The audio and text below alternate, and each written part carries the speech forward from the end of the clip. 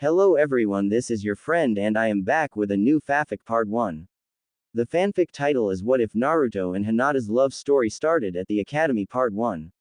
Now let's start the fanfic. I hope you enjoy this. Snore. It's a wonderful morning of the last day of the academy.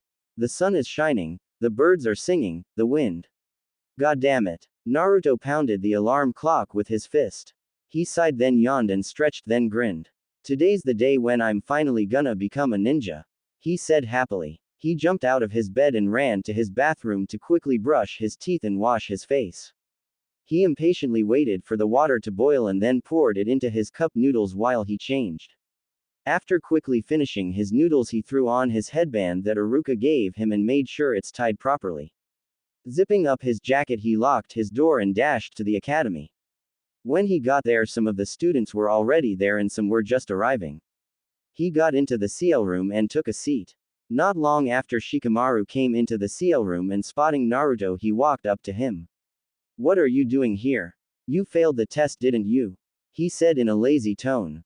"Well, open your sleepy eyes, Shikamaru. Don't you see my headband? I ped too and we'll be training together. How do you like that?" Naruto replied idly. "Huh, what a drag." A couple rows above them, a girl was sitting and watching them. Her big pearly eyes glistening, her blush intensifying and her fingers fidgeting. Naruto ped. Thank goodness. Naruto was still grinning, and it looks so darn good on me. Believe it. Oh, Naruto, Hinata quietly whispered, her cheeks getting redder. But she was distracted as two kunoichis burst through the door. "I'm first." They both yelled simultaneously, then got into an argument about it. Naruto looked up and his eyes met Sakura's. He blushed and waved at her. "Hey. Good mornin', Sakura. What's up?" he said happily. "Move it." Sakura yelled in annoyance and pushed him out of the way, looking at Sasuke dreamily. "Good morning, Sasuke. Mind if I sit next to you?" "Back off, forehead. I'm sitting next to Sasuke. I was here first." Sakura yelled back at Ino. "I got into the CL room before you, everyone saw it. Actually, I got here before either of you. I'm sitting next to Sasuke." "No, I am." As girls one by one joined the argument, Naruto was still on the ground where Sakura had pushed him. His brows furrowed in anger, and just as he was about to get up and jump in front of his rival, he felt a soft hand on his shoulder. "Hey, are you okay, Naruto?" Hinata quietly and sweetly asked him. "Yeah, I guess I'm fine. Can I sit next to you?" he asked, directing his gaze towards her. Hinata felt her heart flutter and her face heat up. "Oh, of course," she managed to stammer out.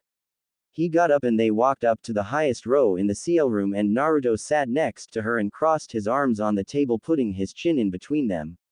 She looked at him shyly, then she took a deep breath and with all her courage she decided to try to talk to him. "Are you okay? You look sad. Why is he so much better than me? What does Sakura see in him? He's arrogant and in whole, I'm much better than him." Hinata gulped. "Why you are? She just does not know you. So she does not know how nice you are." "Huh, you mean that? You think I'm nice?" Before she had the chance to answer, Iruka walked into the CL room holding a paper in his hands. "Everyone please take your seats, and girls, please get off of Sasuke," he sighed and pinched the bridge of his nose. "Alright, as of today you are all ninjas, but you are still just genin. All of you will be split into teams of 3 and you will have a Junin as your sensei." Then the entire CL room started chatting about the announcement and they all had different thoughts. "Teams of 3, that will only slow me down. I hope I'll be with Sakura and anybody but Sasuke. I don't care who, just not Sasuke. Cha, I'm going to be with Sasuke, he's mine. Oh my, I hope I'm with Naruto. What a drag. Munch, munch, munch. Ahem." Iruka coughed, stopping the chatter. As he announced the teams one by one, the cries of disappointed fangirls could be heard, then he got to the last few teams. Team 7. Naruto Uzumaki, Sasuke Uchiha, and Hinata Hyuga. Sasuke stayed emotionless as always, but Naruto sure as heck didn't. "Why do I have to be stuck in a team with this jerk?" he yelled angrily, standing up and pointing at the Uchiha. "Because, in order to balance out the team, we put Sasuke, the best student of the year, with you, the worst student of the year." Iruka replied with his hands on his hips.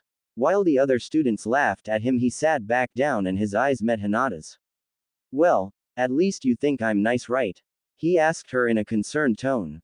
She nodded lightly, smiling at him. Just don't get in my way, loser. Sasuke replied coldly. Naruto glared daggers at him. You can't boss me around, got it, jerk? You just get further away from me, loser. Sasuke replied, not looking at him, but his head snapped back at him after Naruto replied. And you'll just get that stick further up your. What did you say? Dead last. Ya def. Naruto grinned, making Hinata giggle and the rest of the CL laughing at Sasuke for the first time ever. Sasuke glared at him with his teeth clenched, not knowing how to reply to that. However, Naruto did. Why do ya keep staring at me? Good looks aren't contagious. Now the whole CL was really laughing. Even Iruka chuckled. Sasuke just turned away from everyone, an angry expression on his face. After the laughter stopped, Iruka announced the rest of the teams and told them where to meet their sensei. In the end, Team 7 was the only team left in the CL room. Naruto was walking up and down the CL room, occasionally peeking through the door, wondering why their sensei was so late. Hinata was sitting in the first row on the left, playing with her fingers. She couldn't believe her luck. She was on a team with her crush, just like she had hoped for. She didn't notice Sasuke looking at her. At least I didn't get stuck with one of those banshees. Banshee, an Irish legend, a female screaming creature, I think. However, his thoughts were interrupted when he heard a dragging sound. Looking up, he saw Naruto standing on a chair, placing a chalk eraser in between the door opening. Hey, that'll show him. Idiot, our sensei is a Junin, there's no way he's going to fall for a booby trap. Hehehe, you said, booby. Naruto laughed. Sasuke sighed, idiot. At that moment the door opened and a gray-haired man walked in, covered in chalk powder. Ha, you fell for it. Naruto laughed. Is he mad? It was funny though, Hinata thought, trying to suppress a giggle.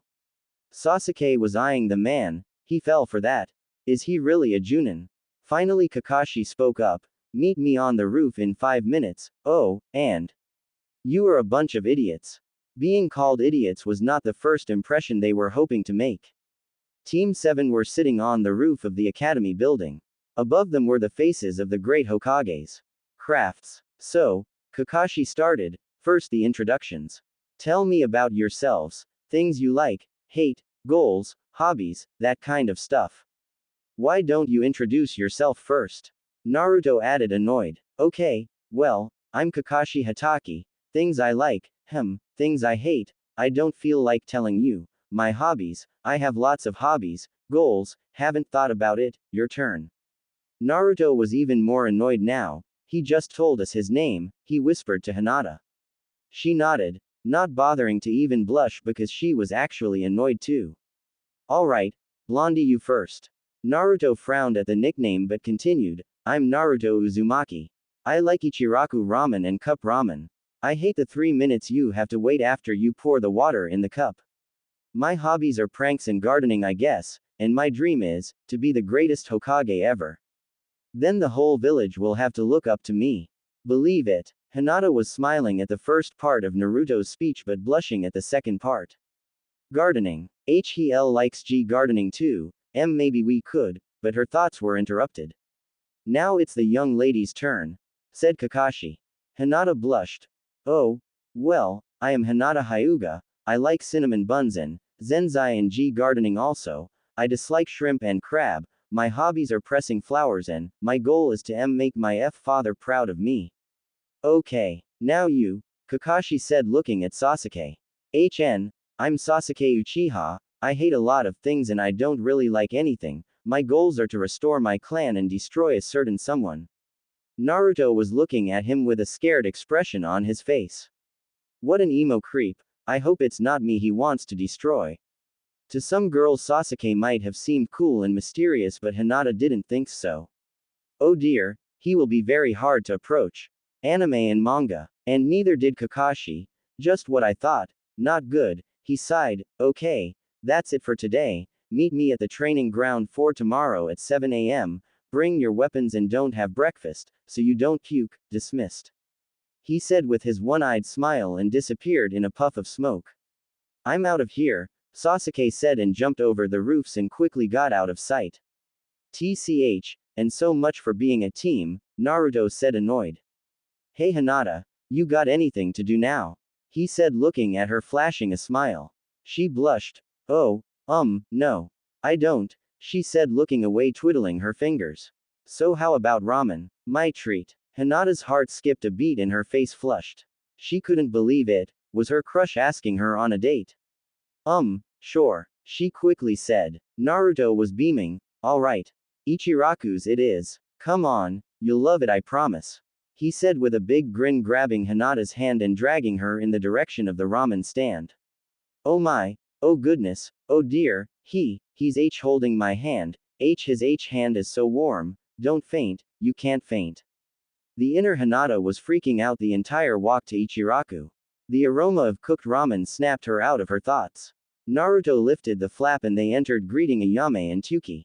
Hey old man, hey Ayame. 2 bowls of miso with extra pork. Naruto yelled happily. Anime and manga. The two turned around to greet them and saw Naruto and Hinata holding hands. I see you brought a companion, Tuki said. Your girlfriend, Ayame added. Huh, oh no, Hinata and I are just friends. Teammates actually, Naruto said not letting go of her hand even after they took a seat. Oh, Ayame replied. Wait, aren't there supposed to be 3 of you? Yeah but guess who that is? It's Sasuke. Can you believe it? I didn't ask him to come but I know that even if I did he'd say, HN, which means, no, so I didn't bother. Naruto said angrily. Ayame giggled. Oh, dear, you're on a team with Sasuke. Ayame asked then looked at Hinata, is he a pain like Naruto says he is? Hinata didn't know how to answer. The only thing she was thinking about was that her fingers were still intertwined with Naruto's. Well, she managed to stammer out, he is nothing like Naruto, to put it like that. And, Naruto interrupted, Hinata said she thinks I'm nice so that means that Sasuke is in. She's the only girl not after the bastard so that means she's smarter and better than all the other girls and that's why I wanted you to meet her. Then he smiled at Hinata. Ayame smiled, she was glad Naruto found someone who liked him. Hinata's face flushed and she felt like her heart was going to beat out of her chest. Naruto thought she was smart and better than the other girls, but, is she better than Sakura? Her question was about to get answered as Ayame asked. All the girls, even Sakura. She smirked at Naruto. Hinata's breath caught in her throat, she slowly turned her head towards him. Naruto thought for a moment then grinned, yeah. Even better than Sakura. Hinata's heart skipped a beat and she couldn't stop a small tear from running down her cheek. She hid her face in her hands hoping to hide the growing blush which kept getting darker as Naruto continued. She doesn't hit me like Sakura does, and she's nice and quiet and she didn't make fun of me like the others did. I'm glad she's on my team but Sasuke just ruins it. Plus, he's got this ambition of destroying somebody. I seriously don't know why girls are drooling over him. I mean, I'm better than him, I'm nicer, funny and I'm cuddly too. Believe it, Naruto huffed. He let go of her hand and crossed his arms while the others giggled at him. After Hinata's face returned to its normal ivory color their orders came and they quietly enjoyed their meal. Anime and manga. Even Hinata was enjoying it with an occasional, which made Naruto smile. He was glad she liked his favorite food, she was the first girl to say yes to his invitation. He wondered why he didn't ask her before. He glanced at her. She was quietly nibbling on a piece of pork. Her hand reached out sliding her side bang behind her ear. Naruto realized that she's the only girl with short hair he knows. Hinata saw that he stopped eating, turning her head in his direction their eyes met and she blushed again. Was Hel looking at me? What is it Naruto? She quietly asked. Naruto smiled softly, you're really pretty, you know. Hinata's eyes went wide, her blush intensified and her whole body started to shake. The two were pulled out of their trance when Ayame let out a squeal, ah. Naruto looked at Ayame and raised an eyebrow, what? She is. The rest of their meal was a blur to Hinata and after he paid for the food he saw that it was getting late so he offered to walk her home. She barely nodded and grabbing her hand again they made their way to the Hyuga compound. Where do you live exactly? He asked awkwardly. This way, She pointed with her free hand because the one that Naruto was holding felt numb, warm and tingly. When they finally got to the compound, he let go of her hand and they said their goodbyes. Hinata slipped into her room glad that she avoided her father. Later that night she couldn't sleep, the events that just happened replaying in her mind. This was the best day of her life. Naruto called her pretty. No, really pretty. She squealed into her pillow. I didn't know it was possible that I could love him even more, she quietly whispered to herself. Yawning, she closed her eyes ready to see him again in her dreams.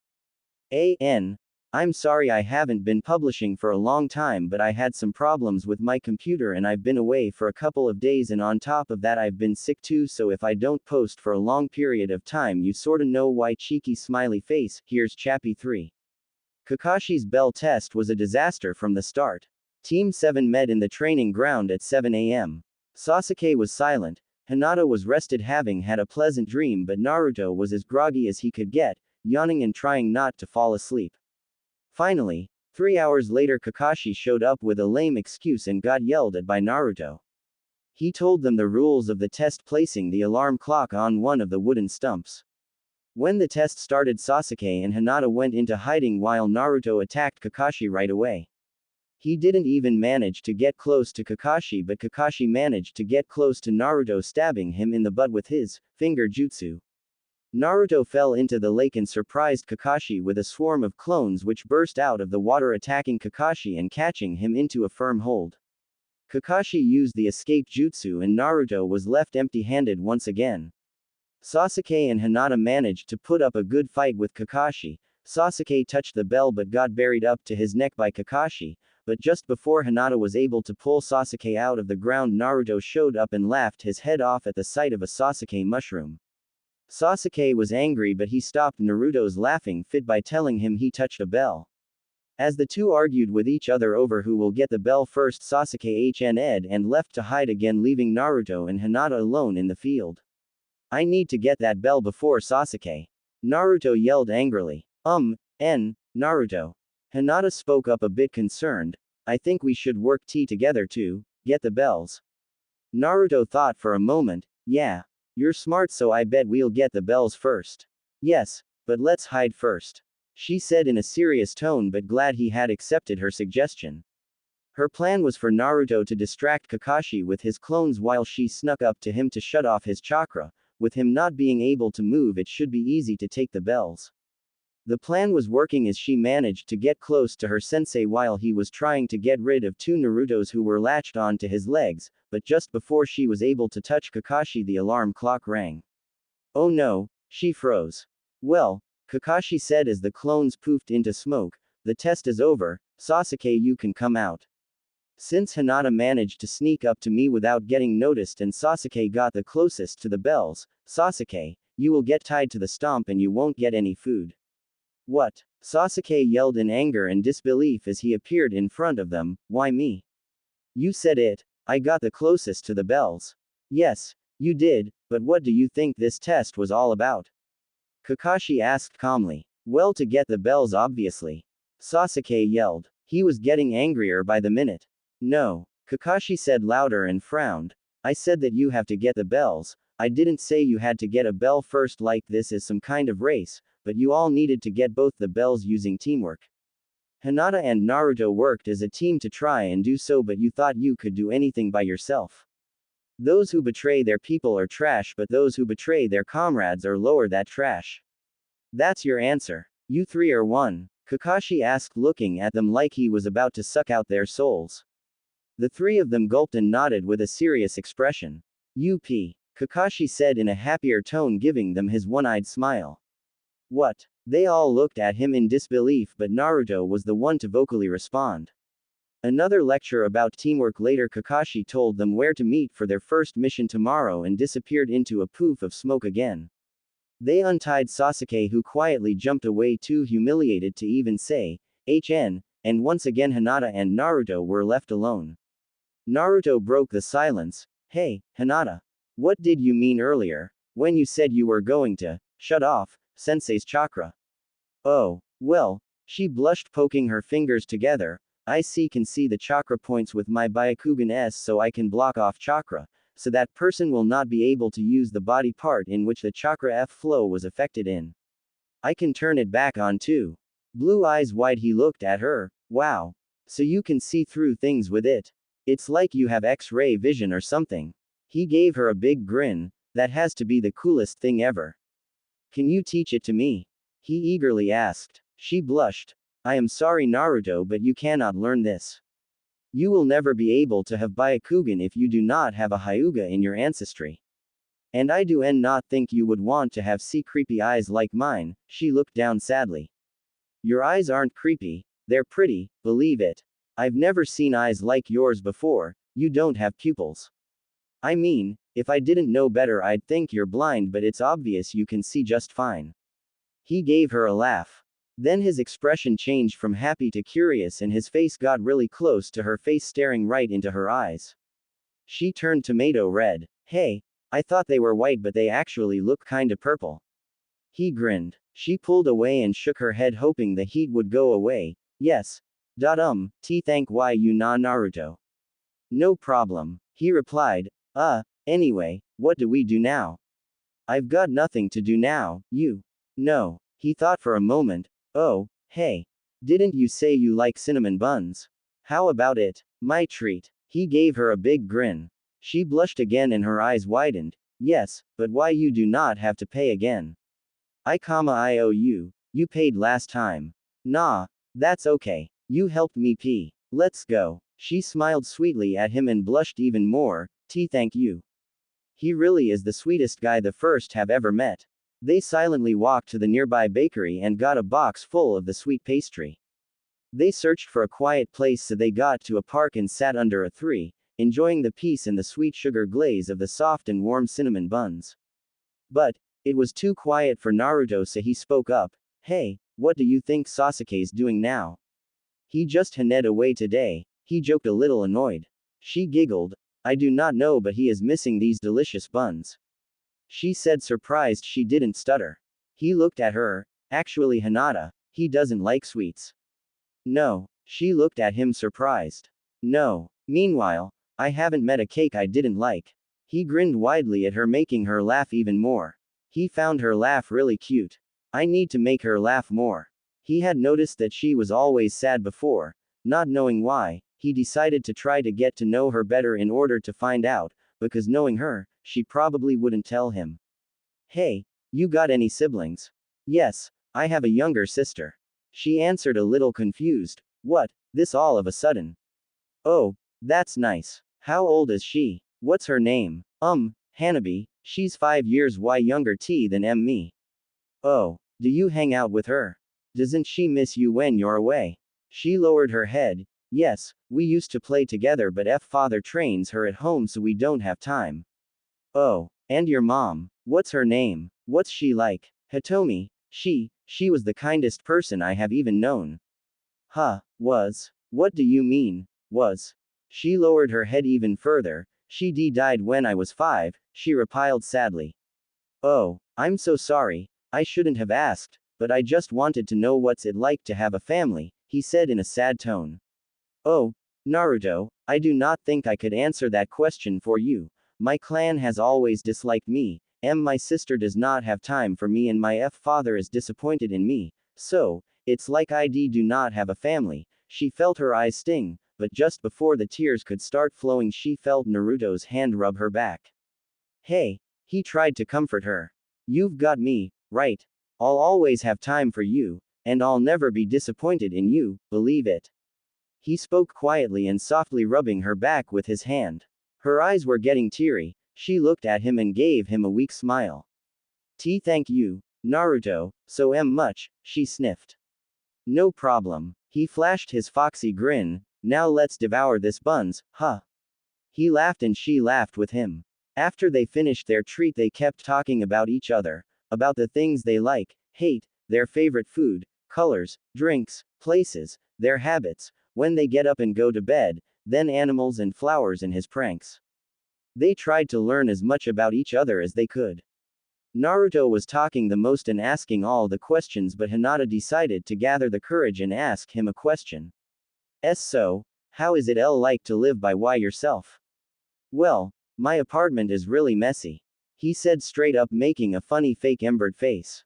She giggled. I'm not used to company, so I don't really clean that much. I mean, I don't think I'm a slob, but I mean, it can't be that filthy 'cause my plants haven't died yet. They're fine, you know, he trailed off, scratching his neck. She laughed at him. Well, I guess I'll have to visit you sometime. Of course, he agreed. Just give me a heads up so I could clean up before you do. Hehehe. He laughed, scratching the back of his head. Speaking of homes, it's getting late. He said, looking at the now dark sky. Want me to walk you home? Dictionaries and encyclopedias. She nodded, smiling at him. As they walked, the sky was getting darker and the stars started to appear. Looking at the glimmering sky, they made it to the front gate of the Hyuga compound, where Hinata's father was waiting. He glared at Naruto as they both walked up to him and stopped a few feet before him. Who's this mean-looking guy? Naruto wondered. He's staring at me. That look, just like everyone else. You better have a good reason for skipping dinner, Hinata. Hiashi spoke. I'm sorry, father. Father. Naruto's eyes widened slightly. I was with my teammates after our test. We got little carried away. Teammates. Him. Hiashi looked at Naruto. Naruto remembered Iruka telling him about manners, so he decided to be polite. My name is Naruto Uzumaki, sir. It's my fault Hinata got home late, I'm sorry. He bowed. Hinata looked at him in shock. No, Naruto. It is not your fault, you shouldn't take the blame. She put her hand on his shoulder. Hiashi raised an eyebrow at her stutter. I expect you have passed the test, correct? His glare softened. She looked him in the eye. Yes, father. She answered in a serious tone. Good. Now come inside, we need to have a talk. Hiashi said, walking away. She looked at Naruto. Thank you for walking me home, I have to go now. I'll see you tomorrow then, night. He smiled. She smiled back and blushed. Good night, Naruto. She walked in, closing the gate behind her. After the door shut, Naruto walked home. I hope she'll be okay. On the other side of the door, Hinata sighed and walked into the compound, following her father to the main room. As they sat on the sofas across from each other, Hiashi spoke. So, you have not told me who your other teammate is. Sasuke Uchiha. She answered right away. The Uchiha, and the Uzumaki, an interesting combination. Have you heard of Naruto, father? Her lavender orbs met his. Indeed I have, a troublemaker. And I presume he has not given you any problems since he had escorted you back. He is very nice, father. How do you and your team get along? Naruto is very helpful, but Sasuke is not as approachable, and he and Naruto do not get along so well, but it is only our first day, I am sure our teamwork will get better. Hiashi was surprised at the lack of her stutter, but of course he didn't show it. And your supervisor is Kakashi Hatake. Very well. He got up and started walking away. If you have activities planned for tomorrow, I suggest you get prepared for bed. Yes, father. She bowed and quickly walked to her room. Hiashi stopped. He turned towards his eldest daughter. Naruto Uzumaki. He continued walking. Perhaps he could be a good influence on her. Hinata woke up early that morning. Despite having had a pleasant sleep, she couldn't get last night's events out of her head. After spending most of the day with her crush, she came home to her father wanting to have a talk with her. Every time he had said that before, that conversation was not pleasant, usually it meant he wasn't pleased with the progress of her skills. But this time he was calmer than usual and seemed pleased with her team's situation. She sighed and rolled over, tucking her arm under the pillow, pulling out the silver locket she kept under her pillow. She opened it and looked at the two small pictures inside of it. The picture on the left was of her mother, the person who had always calmed her, but the picture on the right has a complete opposite effect, increasing her heartbeat and making the butterflies in her stomach go crazy. The picture was of her beloved, Naruto. The day after Naruto had submitted his ID photo with white and red paint covering his face, the third Hokage made him take the picture again.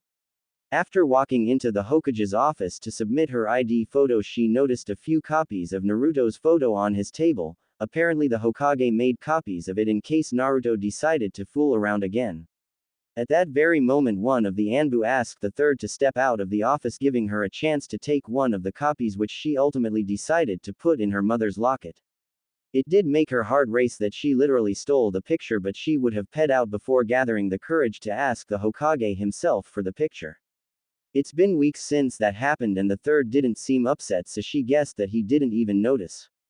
Closing the lock and putting it back under her pillow, she looked towards her window and saw sunlight peeking through the heavy purple curtain.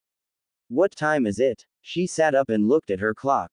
Realizing that she was lost in thought longer than she expected, her eyes widened and she quickly got up, made her bed, got dressed in her usual attire, freshened up, packed her gear into a backpack and raced out of her compound so she wouldn't be late for her mission. As she walked towards the meeting spot, she thought she heard a very subtle crinkling noise of the pebbles on the ground, like somebody was trying to sneak up behind her, but just before she could activate her Byakugan, she felt a pair of warm hands gently fold over her eyes. She stopped dead in her tracks and slightly squealed in surprise. Guess who? The person behind her whispered in a soft tone. Oh dear, oh my goodness, she panicked on the inside. She would recognize that sweet voice anywhere. Her cheeks tinted as her stiff body relaxed. Naruto. He chuckled and let go of her. Yup. He jumped in front of her. Ichiraku's right up ahead. Breakfast. She paled as she realized that she completely forgot about having breakfast this morning and that she would have probably remained hungry for who knows how long if it hadn't been for Naruto, which made her cheeks tint again. Of course. She smiled at him. He smiled back and grabbed her hand once again. Come on. I'm starving. After breakfast they started walking towards the Hokage's building.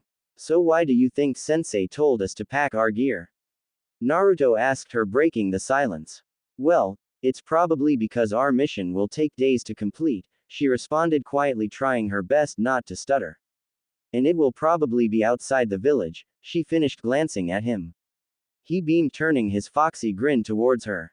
Really? You think we'll be going outside the village? He spoke loudly as their eyes met. You seem excited about that, Naruto. Of course I'm excited. I've never been outside the village before. Huh, how come? Old man Hokage told me to, so I wouldn't get in trouble. I owe him a lot, so I promised I wouldn't. And I always keep my promises. She blushed. What do why you owe him? His smile faltered a little. He took care of me when I was little, he gave me money, food, even my apartment. She looked at him with a worried expression. I'm sorry, I did not mean to sadden you, I shouldn't have asked. She looked at her feet sadly. He patted her shoulder. Nah, that's okay. You can ask me anything you want. He gave her a toothy grin. She smiled back. Thank you. Before they could continue their conversation, they arrived in front of the staircase of the Hokage's building. Sasuke was already there, sitting on the stairs with his hands folded in front of his face. Good morning, Sasuke, Hinata greeted him politely. Yeah, he responded lamely, getting a customary glare from Naruto. Well, now that we are all here, we can head inside. Kakashi said, appearing in a poof of smoke. And how come you're not late? Naruto added, raising an eyebrow. Because our clients cannot wait. Clients? Naruto and Hinata added in union. After realizing what happened, they smiled at each other. Can you read my mind with your Byakugan too? Naruto grinned at her. Or are you reading mine? She added playfully and giggled. Okay, enough with the flirting, let's get going. Kakashi added, making the two blush. After getting in front of the Hokage's office, Kakashi was about to knock when Naruto just let himself into the office, greeting the people inside. Hey, old man. Hey, Iruka-sensei. Sup, Naruto. Kakashi started to scold him. Sarutobi chuckled along with Iruka. Hello, Naruto. I see you're very upbeat this morning. Yeah, do we have an exciting mission? Are we going outside the village? Who are those clients Sensei talked about? Slow down. Let me explain, Sarutobi started. I had more D-rank mission planned for you, babysitting, shopping, and the Lord's cat has escaped again, however. No way. Come on, old man. No more kiddie missions. Naruto interrupted. Let me finish. Sarutobi said a little louder and cleared his throat. However, Kakashi thinks you are capable of completing a C-rank mission, so I will give you one. You will be going to the Land of Waves. Their people are building a bridge which is in danger of being damaged by a local gang, and since their land does not have any ninja, they asked us for protection. You will head there immediately. You should reach your destination in 2 days. Understood. Naruto and Hinata said in union once again, their eyes met and they laughed. Ugh, Sasuke said and walked out of the office. Those two are pathetic. Kakashi and Hinata bowed and Naruto waved as they exited the office and headed towards the main gate. From there they began walking towards the land of waves. Naruto couldn't stand the silence, so he began a conversation with his female teammate. Have you ever been outside the village? He asked. Yes, I went once with my mother to collect flowers for our garden. Naruto nodded but remembered that her mom was a sensitive subject, so he decided to cheer her up with his prank stories. 3 prank stories later, Hinata was a ball of giggling cuteness. Even Kakashi couldn't help but unnoticeably smile under his mask. And then the lady beat the crap out them cause she thought the mud was their fault. And they never bullied me again. Ha ha ha. I sure showed 'em. Naruto finished his story. Alright. No more worthless fairy tales, your screeching voice is so irritating, Sasuke said, annoyed, walking even further away in front of the group. I'm irritating you. Good. Naruto shouted back with a grin, then turned to Hinata again. Oh, I gotta tell you about the time when I snuck a fish into old man Hokage's hat. Or the time I put pepper in his pipe. Hinata's eyes widened. You pranked the Hokage. Wasn't he angry afterwards? Well, of course he was. Have you ever inhaled pepper? He said loudly with a laugh. Oh dear, hehehehe, she replied with her hand on her mouth. A few more stories later, the light blue sky was turning into a sunset of blazing red and orange colors. Alright, Kakashi looked up at the sky, we should set up our tent and find firewood while there's still light, we will continue walking early in the morning. The 3 genin agreed. Naruto used his clones to find firewood and to set up the tent Kakashi brought in his backpack. Sasuke used his fireball jutsu to light the fire. As they sat around the fire, they ate the rice balls they brought with them. Kakashi ate them fast while hiding his face behind his Ika Ika book. I'm still hungry, but I don't want to eat nasty ration bars. Naruto protested as he crossed his arms. Sasuke sighed in annoyance. Is it possible that your stomach could be bigger than your mouth? Well, of course it hey. Naruto glared at Sasuke, making the connection. Hinata stiffened a giggle, then an idea came to her. If there is a water source nearby, we could catch some fish. Yeah, great idea, Hinata. You're so smart. She makes up for your loss of brains. Sasuke added, irritated. Naruto growled at him, but his attention went back to Hinata as she located a river a few miles away using her Byakugan. As they got to the river, they decided to catch some fish quickly before the sun went all the way down. Kakashi stayed to guard the campsite, and to read his dirty orange book. Idiot, you go in the water and throw the fish above the water level and I will pin them to the tree with my kunai. Sasuke said with a cold tone. Naruto didn't even look at him. HMPH. You probably had maids and servants in your great Uchiha clan, but I ain't one of them, so you can't order me around. So shut your mouth and make yourself useful. He said angrily while taking off his sandals and rolling up his pant legs up to his thighs, making Hinata blush a bit. But what made her blush increase was Naruto taking his jacket off along with his shirt as he slowly got into the river, not to scare away any fish. What do you think you're doing, moron? Sasuke was really annoyed now. Shish. Naruto quickly and loudly shushed him. He leaned forward with his arms positioned just above the water, closing his eyes in concentration. In one swift movement he dunked both his arms under the water, pulling out a decent-sized fish and throwing it at Sasuke, who quickly caught it right before the fish made contact with his face. Naruto turned to him and smirked. Start gutting it, moron. He turned back to the water, placing his arms in the same position again, waiting for more fish to swim by. Hinata stood by the river like a statue, watching the way Naruto's muscles moved as he wrestled with the fish.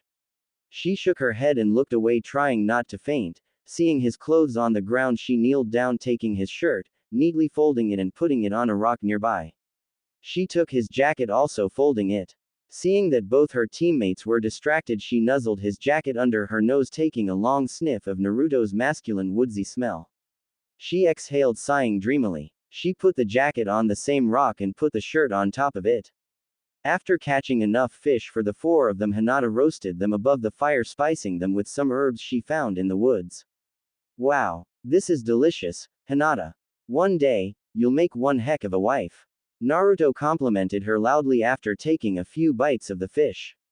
Kakashi agreed with a nod, and even Sasuke couldn't deny that the fish was pretty tasty, but of course, he didn't show it. Okay, after you're done with your meal, go inside the tent and sleep. Kakashi opened his book again. The earlier you go to sleep, the less you will yawn in the morning. Sasuke got up, not saying a word, and went inside the tent, pulling out his sleeping bag and putting it in the very corner of the tent. Sliding under the cover, he closed his eyes. I hope the idiot doesn't snore. Naruto and Hinata followed. As they got to the tent, Naruto lifted the flap for her. Ladies first, he said quietly, smiling at her. She smiled back and blushed. Leaning forward, she gave his cheek a gentle peck. You're very sweet, she whispered and slipped inside. Oh my goodness. I just kissed him. Eep. She squealed on the inside as she quickly pulled out her sleeping bag, taking off her jacket, sandals and headband she got in it, and pulled her cover over her head. Naruto was still outside the tent, his hand still holding up the flap, his other hand slowly placed on his cheek. His eyes were wide and his face was red. He's never been kissed by a girl before. None of the girls ever paid attention to him. It felt nice. He shook his head, pulling himself together, and got inside the tent. He placed his jacket, sandals and headband next to Hinata's, and he slowly laid down next to her in his own sleeping bag. She was sleeping soundly, wrapped in the cover, her head peeking out of it with her small fists tucked under her chin. He couldn't help but smile at the cute sight in front of him. Watching her sleeping form, he yawned and closed his eyes, falling asleep in seconds. Outside the tent, Kakashi had witnessed the whole scene. As he pulled his face away from his book, he saw the shy Hyuga pull a very audacious move that he thought she would never be capable of. And she also did something else nobody has ever managed to do before. She made the loudest ninja in the village speechless. Well, something tells me that I was right to put these two on a team together. Flashback. It was the day before the Team IGN Ments. All of the Junin and Academy teachers were gathered in the Hokage's office. Kakashi, Sarutobi spoke up. You will be in charge of Sakura Haruno, Sasuke Uchiha and Naruto Uzumaki. Kurenai, you will be in charge of Hinata Hyuga, Kiba Inuzuka and Shino Aburame. Excuse me, Lord Hokage, but I don't think these two teams were well thought out. Kakashi added. Sarutobi blew some smoke out of his pipe. And why is that, Kakashi? I suggest that we switch the two female team members. But Hinata's Byakugan was meant for my tracking squad. Kurenai protested. Yes, but I think she should be on my squad, Kakashi said, earning a frown of confusion from her. Let me explain. Hinata has great potential. Her grades were one of the best ones in her CL, but according to Iruka, she is very timid and her confidence is very low. Placing her with Naruto will most likely help her, shall I say, get out of her shell.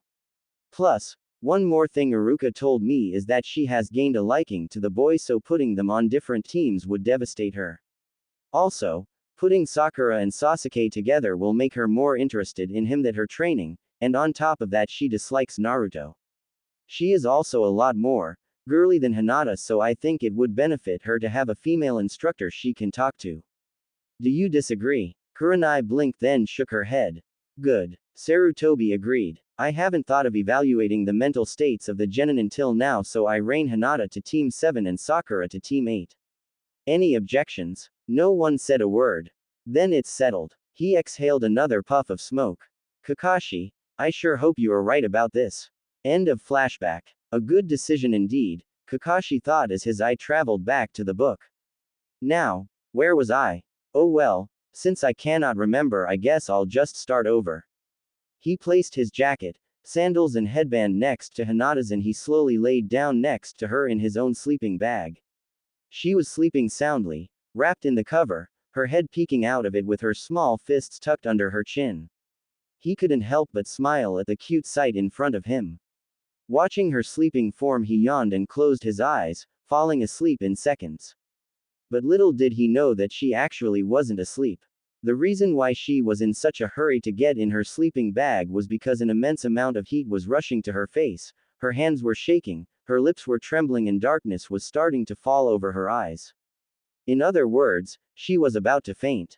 Of course, she always wanted for her crush to notice her and praise her, but this was more than her fluttering heart could take.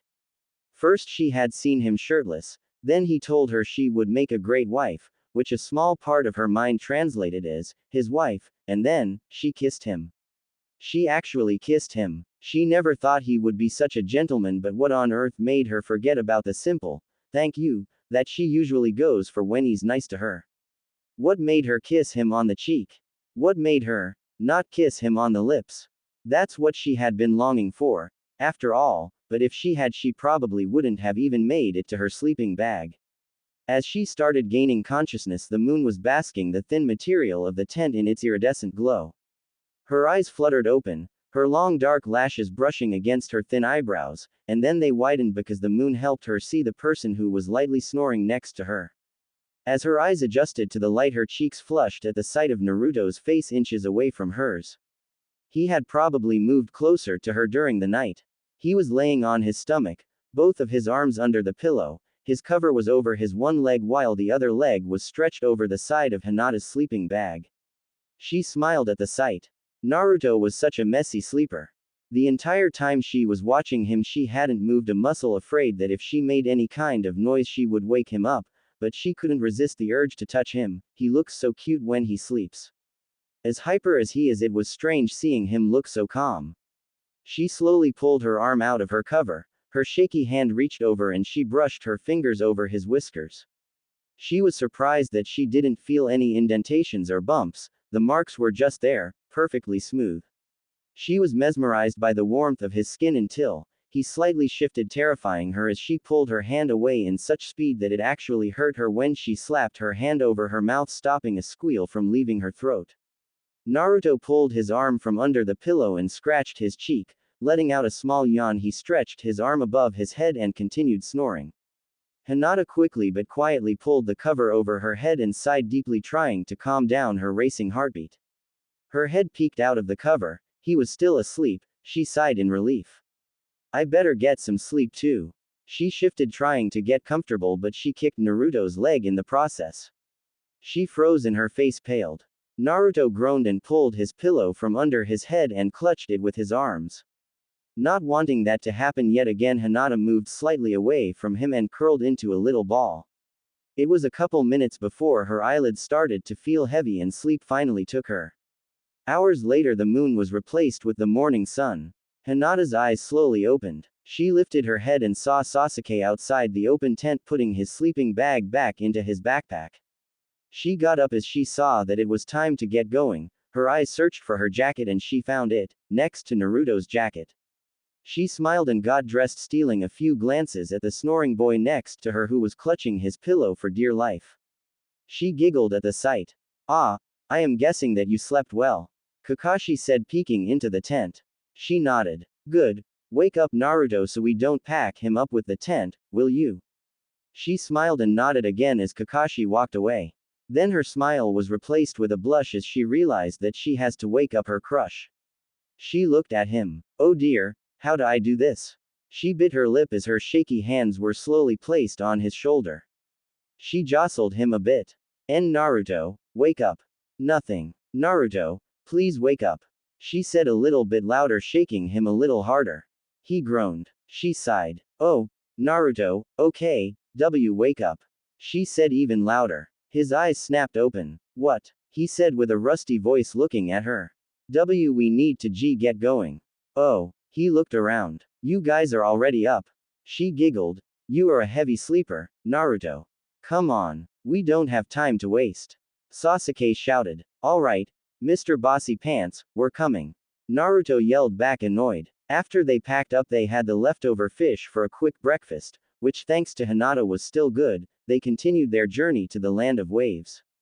A few more prank stories and arguments later, they finally made it to a small town surrounded with water.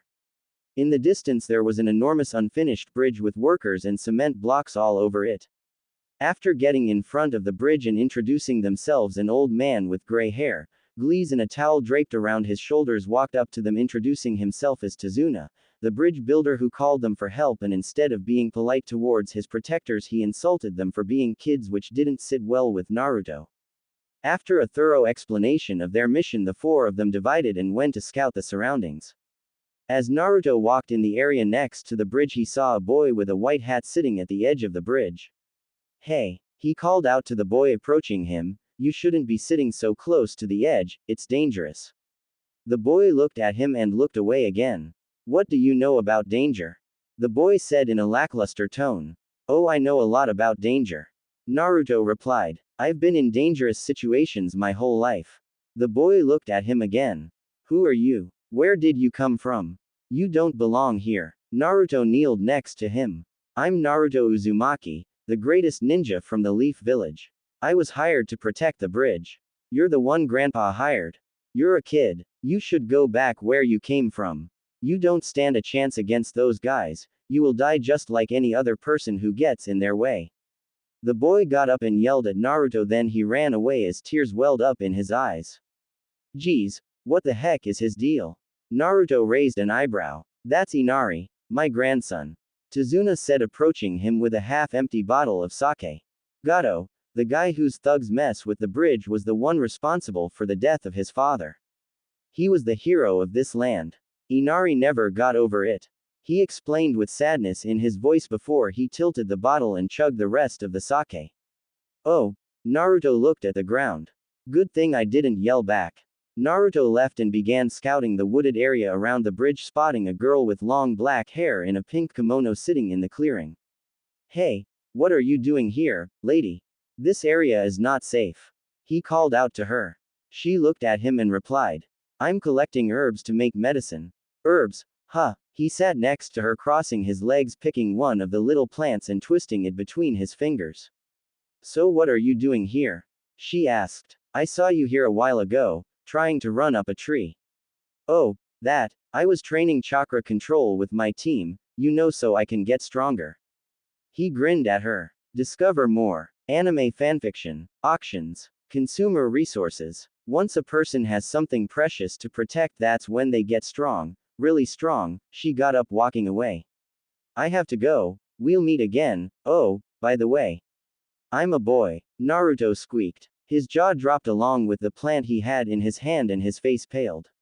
There's no way. He's prettier than Sakura. A drop of sweat traveled down his whiskers. I better get back to the bridge. As the night approached, Team 7 was hiding in different locations around the bridge with communication devices. Their guards were up because Tazuna said that most attacks happen during the night, but if people were put on the lookout, they would rather run away than stop the attackers. Guys, Hinata's whisper ran through the hearing devices. I see a group of 6 approaching the bridge from Naruto's side. They are 2 miles away. Got it, Naruto replied. When the thugs got to the bridge, they began sticking paper bombs all over the newly finished support beam that holds the bridge. As they finished and snuck away to the next beam where the genin had moved to wait for them, Kakashi quickly deactivated all of the bombs. The thugs hid behind the other beam as one of them whipped out a kunai, spun it on his finger. Now, he whispered, chucking evilly. When I hit one of the paper bombs with this kunai, it will explode, creating a chain reaction, activating the other bombs, and boom. He peeked from the beam, aiming his kunai at nothing. Hey, where'd all the bombs go? Oh, you mean these? Kakashi said as he snuck behind the thugs, surprising them with handfuls of paper bombs. He crumbled them into a ball and threw them in the water. The thugs ran only to be knocked out by Sasuke, Hinata, Naruto and his clones. Naruto crossed his arms. Hey, mission complete. He grinned. Sasuke looked at Kakashi. Didn't you say that there are no ninja here? Where did they get kunai and paper bombs? He frowned, crossing his arms. One of the thugs groaned. Well, why don't we ask them? Kakashi looked at the thug who was trying to get on his feet. Looks like your punch wasn't strong enough, huh, Naruto? Sasuke looked at the blonde. Naruto growled, then stomped over to the thug and grabbed him by the neck. I should have just kicked you in the balls. Please, the thug stammered out. Naruto tightened his grip. Who gave you paper bombs? Naruto glared at him. I can't say. The thug groaned as Naruto pressed a kunai to his stomach. You like kunai, don't you? Naruto asked in a mischievous tone. Okay. The thug pleaded quickly. It was Zabuza, he gave them to us. Kakashi's eye widened a tiny bit. Zabuza? As in Zabuza Momochi? Yes. Naruto released him and he fell on to the wooden board they were standing on, which the workers built around the beams in case they got damaged again. You know that guy? Sasuke asked Kakashi. Yes, I'll tell you about him later. First, let's take care of these guys.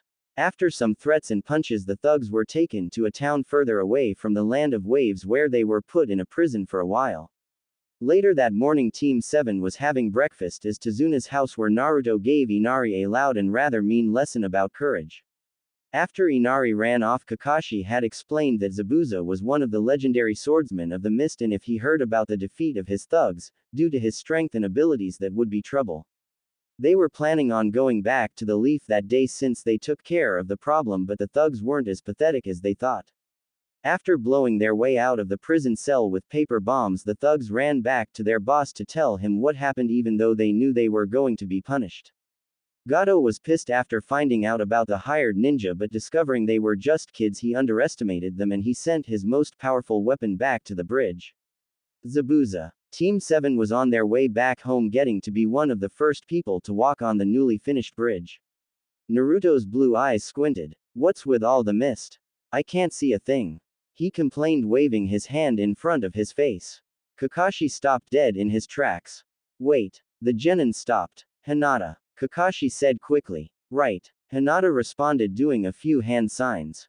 Byakugan. She said loudly as veins flared out of her eyes, covering her cheeks. Whoa. What is that? Naruto looked at her amazed. Quiet. Kakashi spoke. Don't let your guard down. Hinata gasped. Sensei. There is chakra flowing through the mist and it's getting thicker. They pulled out their kunai preparing for a fight when a couple of needles flew towards them, stabbing Naruto and Sasuke in their shoulders. After the mist subsided, they got introduced to Haku as he managed to separate Sasuke and Naruto from Kakashi and Hinata.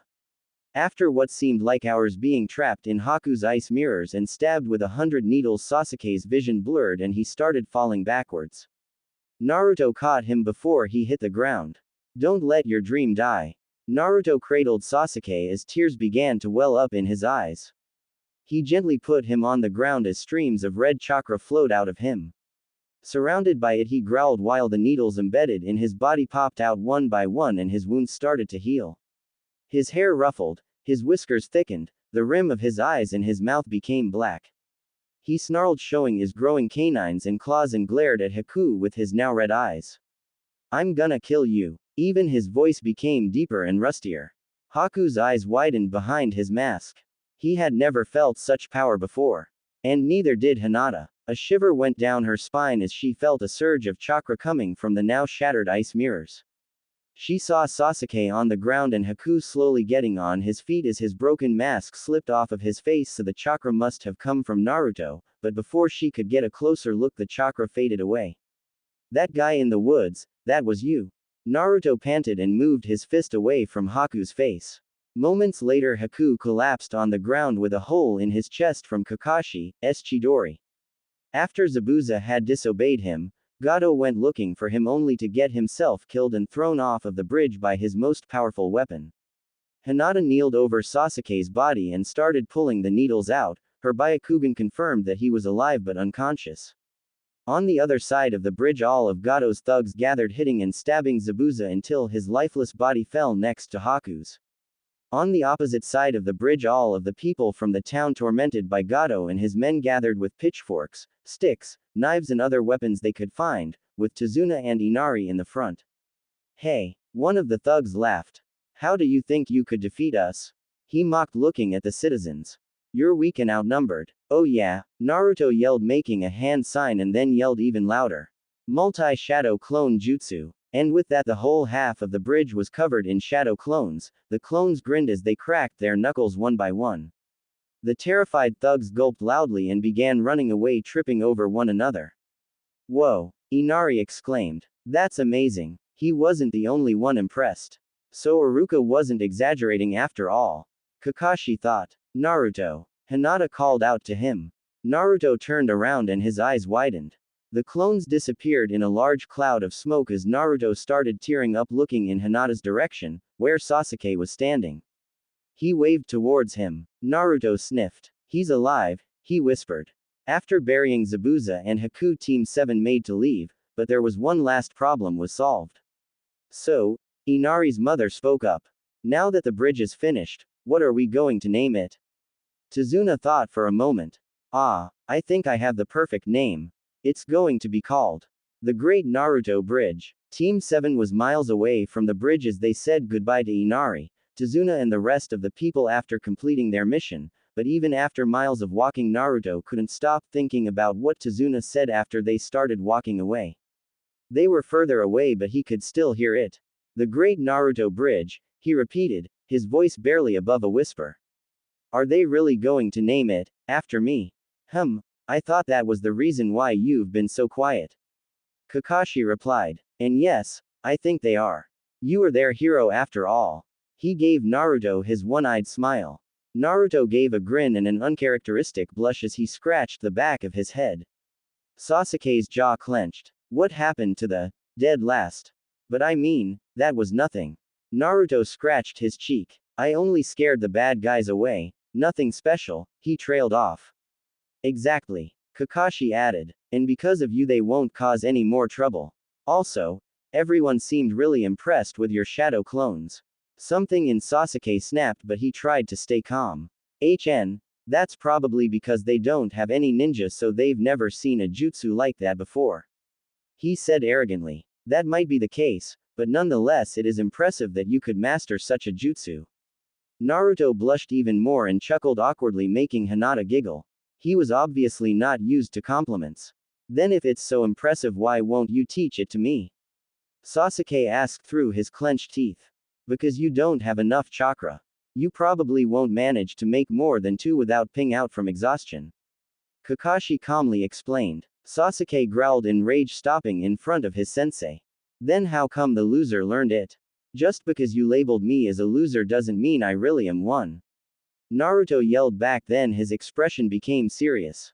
You know what? He stopped in front of Sasuke and his blue orbs met the onyx ones. Back there on the bridge when I thought you were dead, I actually cried for you, and when you told me not to let my dream die, I thought that we could have been friends.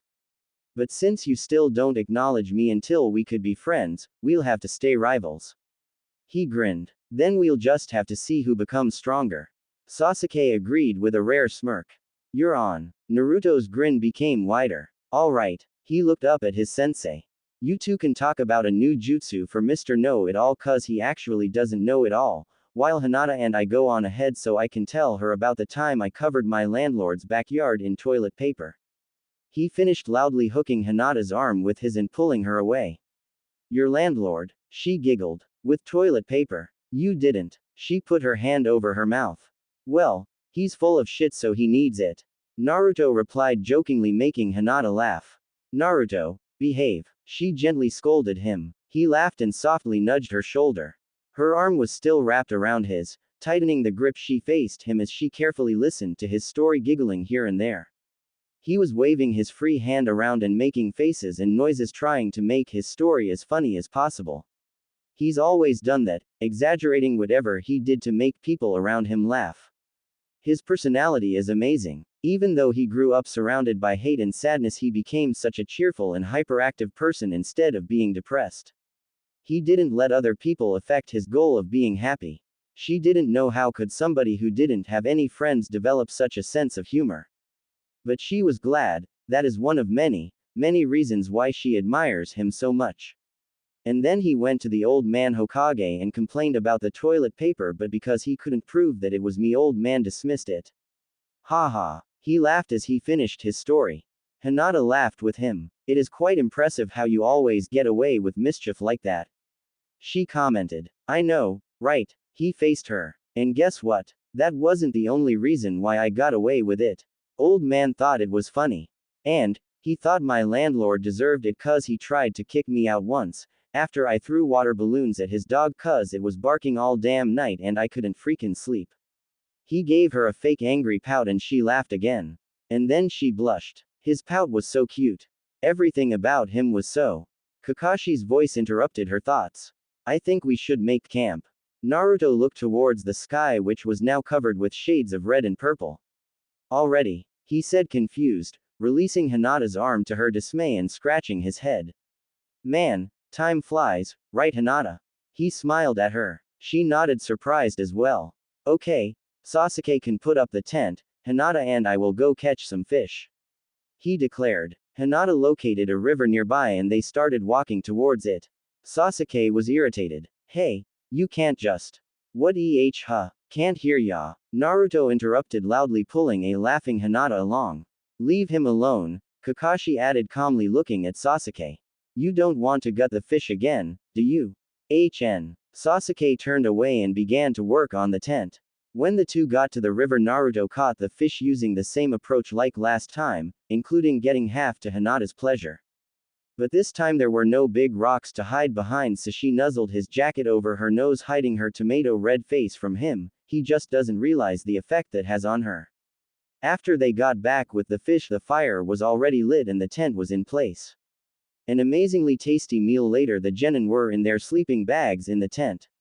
Sasuke was in the corner of the tent again while Hinata and Naruto were next to each other.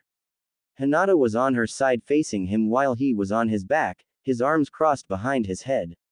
Ah, he sighed. I can't wait to get back to the village. Shut it. I'm trying to fall asleep before you start to snore, Sasuke interrupted, annoyed. Naruto grinned mischievously, then he let out an exaggerated and really loud snore. Hinata burst out laughing, covering her head with her cover, trying not to make too much noise. He looked at her, chuckling. Shish, he's trying to get his beauty sleep, he whispered, but loud enough to get on his rival's nerves. She giggled. You're so silly. You know you like it. He teased her. She blushed. I do, she thought. I really do. After the laughter died down, the three of them were soundly asleep while Kakashi was outside next to the fire going through a page of his little orange book with a perverted giggle. The next morning, Team 7 were packed and on their way. They were getting close to the village, so they decided not to bother to catch breakfast. Naruto was getting excited to be back and to finally have some ramen, so he was strangely quiet. Hinata was stealing glances at his funny thinking face and she was quiet as well, deciding not to disrupt his thoughts. Meanwhile, Sasuke's eyes were focused on his female teammate. What on earth does she see in him? She was the first girl who wasn't trying to ask him out every time her mouth opened, she wasn't drooling over him, she wasn't trying to flirt with him, heck, she didn't even pay any attention to him. And even thought he wanted his fangirls to leave him alone for years. Out of all the people she could have gone for, why the loser? The fact that any other girl would die to be this close to the Uchiha genius and Hinata couldn't care less, he found it kind of offensive. But before he could get angrier and before Naruto started to drool over his ramen musings, Kakashi spoke, pulling them out of their thoughts. I'll report to the Hokage, you three get your pay and then you're dismissed until next week. This mission was enough excitement for now, so I'm giving you a few days off. Naruto raised a brow, then he looked up ahead, seeing the Leaf's main gate. All right, finally, he cheered, throwing his fists in the air. Last one, there's a rotten egg. He yelled out, speeding off towards the gate. Sasuke speed off right after him. Wait for me. Hinata squealed as she tried to catch up. Oh well, Kakashi quickly joined them. Azumo and Katetsu were at the gate as usual when they saw an orange blur approaching, followed by 3 more blurs. Naruto stopped in front of the gate. I'm first, Sasuke interrupted, standing next to him with his hands in his pockets. What? No way, Naruto objected. Hinata landed next to him, catching her breath. Ha, it looks like Sensei's the rotten egg. He laughed. Did somebody say my name? Kakashi replied from behind the gate beam, lowering the book that was in front of his face, surprising the genin. Huh, how'd you get here so fast? Naruto asked, dumbfounded. How'd you not? Kakashi replied calmly. Naruto opened his mouth then closed it again. HMPH. He pouted and turned his head away, making Hinata smile. Sasuke didn't say a word, his expression was hidden behind his high collar. Alright then, let's go report to the Hokage. Kakashi spoke, putting away his book. After a long report, the genin were given their pay and dismissed. Kakashi stayed behind. Is there something else, Kakashi? Hiruzen asked. Yes, there is. I had left something out. Kakashi answered seriously. I believe Naruto's seal has weakened. The Hokage's eyes widened. And how did you come to that conclusion? He asked a bit louder. While he was fighting Haku, some of the fox's chakra leaked out, It took over Naruto's body, I could feel it. Kakashi explained. And did something happen prior to that? Something that would cause such a reaction? Well, I believe Naruto thought Sasuke had died. Hiruzen sighed in relief. There is nothing to worry about, the seal hasn't weakened. Pardon. Kakashi was a bit confused. Hiruzen smiled. You see, the only thing that could cause the fox's chakra to envelope his body is a highly emotional event, so that even that little drop of power can relieve the jailer's anger. Naruto will be okay. Thank you, sir. Kakashi bowed. Is there something else you left out? No, sir. Kakashi answered. Then, if that's all, you are free to go. After the genin were dismissed, they were walking through the hallway when Naruto spoke. Hey, I'm craving ramen so much right now. Wanna come, Hinata? He looked at her eagerly. She smiled. Sure. Sasuke, would you like to come as well? Yeah, whatever, Sasuke answered lamely. Alright then, Ichiraku's it is. Naruto pumped his fist in the air. Race ya there. I'm starving, he said loudly and ran down the hallway with Hinata and Sasuke catching up to him. After a few minutes they finally got to Ichiraku. Naruto was about to rush in, but then he remembered something. He smiled at Hinata, lifting the flap and once again saying, "Ladies first." Hinata blushed and her heart fluttered, and then she remembered something too. What? You want another kiss? She teased him, blushing even more. Mibe. Naruto teased back, looking away. Sasuke rolled his eyes and walked in, taking a seat. Naruto looked at Sasuke's back with an annoyed expression, then stuck his tongue out. Hinata giggled, walking past Naruto, taking a seat next to Sasuke. Naruto sat next to her and pouted. You owe me a kiss, he said quietly with a smirk. Hinata smiled, giving his whiskers a gentle kiss. You owe me too. She smiled and blushed at the surprised expression on his face. He was glad she wasn't as timid as she used to be. All the fainting couldn't have been good for her health. Man, I'm rubbing off on you, aren't I? He asked with a proud grin. Hopefully not too much, Sasuke added. Before Naruto fired back at his teammate, Ayame and Tuki came from the back of the shop carrying clean bowls.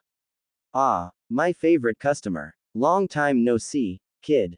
Tuki smiled at them. Yeah, I missed you guys. Believe it, Naruto replied happily. Tuki chuckled. I've met the pretty one. Tuki looked at the blushing Hinata and then his eyes went towards Sasuke. But you don't look familiar. This is Sasuke, old man, my other teammate. Naruto said, not so enthusiastically. Ah, so you're the one, Tuki exclaimed. What would you like? A big bowl of pork ramen. I would like miso ramen, please. Hinata ordered politely, as always. I'll have beef. Sasuke ordered calmly. So, Tuki started. By the dirt on your clothes and by the fact that you didn't come here for almost a week, I can tell you were on a mission. Yep. Naruto replied with his mouth full. And it wasn't a lame one this time. He swallowed. So there were these morons who were messing with this really huge bridge that we needed to protect, and we ended up kicking their ass. And we also made some friends. I'd like to visit them again sometime, maybe you guys can come too. Tuki chuckled again and ruffled Naruto's hair. Why not? Plus we need to see that, really huge, bridge, huh? Yeah, the great Naruto bridge is awesome. Naruto's foxy grin was wider than ever. Ayame and Tuki were surprised. Excuse me. Ayame leaned closer to the blonde. The uncharacteristic blush was back on Naruto's face. Yeah, that's what they named it. He grinned idly, putting a hand on his chin. It has a nice ring to it, don't you think? Tuki smiled while Ayame and Hinata giggled. It sure does. Ayame agreed. While Naruto continued chatting with the two, Sasuke was slowly slurping the broth from his bowl. Naruto was the star of the mission, so he was surprised that he didn't mention the time when he pet out, figuring he'd love to brag about having more energy than the praised Uchiha. As the meal was coming to an end, Naruto chugged the remains of his 10th bowl. The rotten egg pays for all of this, right? Sasuke looked at the blonde. Naruto looked at his rival. You're joking, right? Hinata burst out laughing, but she quickly stopped as she realized that all attention was on her. Ayame and Tuki looked at her in surprise before laughing themselves. Hinata shrunk in her seat, twiddling with her fingers. Naruto did end up paying for the meal. After saying goodbye they got up, but after a few steps they stopped. So, Naruto awkwardly shoved his hands in his pockets. What do we do now? I'm going back to my compound to train so that I can put you in your place next time we spar. Sasuke started walking away. Later, he was stopped by a shout of, "Hey, Sasuke." Sasuke stopped, turning to face the blonde. Maybe we could hang out sometime. You know, work on our teamwork. Naruto smiled at his rival, earning a nod from him as he started walking away again. Hinata blushed as Naruto turned towards her. So what do we do now? Hinata's cheeks tinted, but then she looked down sadly. I'm sorry, Naruto. I would love to spend time with you, but I need to report to my father, and I really need a shower tea too. Oh, he was disappointed. Hey, how about this? I'll walk you home, and after we both get cleaned up we can meet so we can spend the day together, okay? She perked up, lifting her head to meet his gaze. I would love to. She smiled. Sweet. He grinned. Speaking of sweets, we can get some cinnamon buns again. Yes. She agreed happily, and loudly. Naruto looked at her surprised, and she quickly put her hands over her mouth. He laughed. You get as excited over cinnamon rolls as I get excited over ramen. She giggled, looking away, but once she turned her head back towards him, his hand was stretched towards her.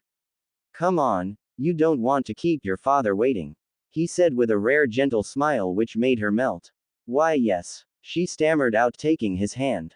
Once their fingers were intertwined, he squeezed her hand, making her whole body tingle with delight. The feeling of holding his hand was the best thing she has ever felt. The warmth from his hand spread throughout her whole body, making her feel safe and happy. She wished that he would never let go, but sadly he had to once they got to the Hyuga compound. But her sadness was gone as Naruto took a step towards her. She looked in his eyes. The pools of blue were so deep, the perfect shade of blue. She froze as she felt his warm lips press softly against her cheek. Once his lips left her red cheek, they were placed on her forehead as he gave her another gentle kiss. He pulled back, looking at her pearly eyes that were now wide, and smiled. You said I owe you too, right?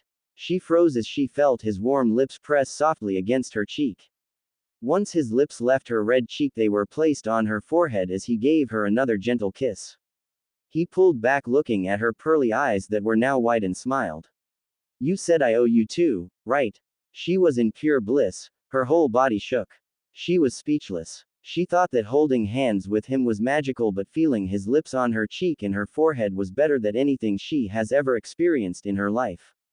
Before she could think about what to say, because Naruto was looking at her concerned because she's just been standing there not saying a thing, a man's voice broke the spell she was in.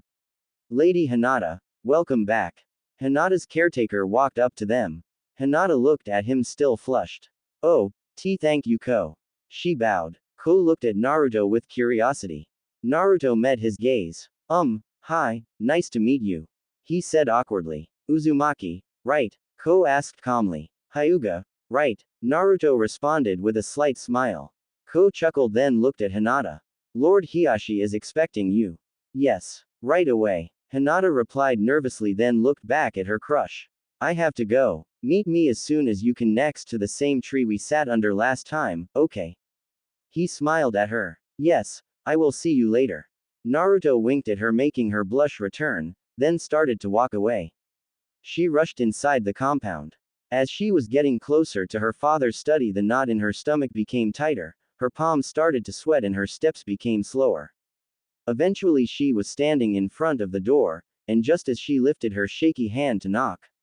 Come in. Her father's voice could be heard from the other side of the door. She gently slid the door open and walked inside, closing the door behind her. Their pupil-less silver eyes met. I have received the mission report from Lord Hokage. Well done, Hinata. What? Has she heard that right? Did he just praise her? She stared at her father. Her parted lips quivering, her eyes wide, her hands were clutching the hem of her jacket. That expression was so unladylike, especially for a Hyuga. But her father didn't respond to it. But he did respond to the state of her appearance. Your outfit is rather filthy, I suggest you change. Dismissed. Why yes. She bowed and left the study, and the further away she got from it, the faster she walked. She rushed to her room and quickly got clean clothes. Black pants similar to the ones she was currently wearing, a lilac shirt and a gray and yellow jacket she used to wear before she graduated the academy. After a quick but thorough bath in the Hyuga hot springs, she was sure she was clean enough for her crush. She rushed back to her room and brushed her freshly dried hair. She got up and walked to the door. Putting her hand on the knob, she stopped. She turned towards her vanity and bit her lip in thought. She walked towards it and opened one of the drawers, pulling out a bottle of her favorite lavender perfume.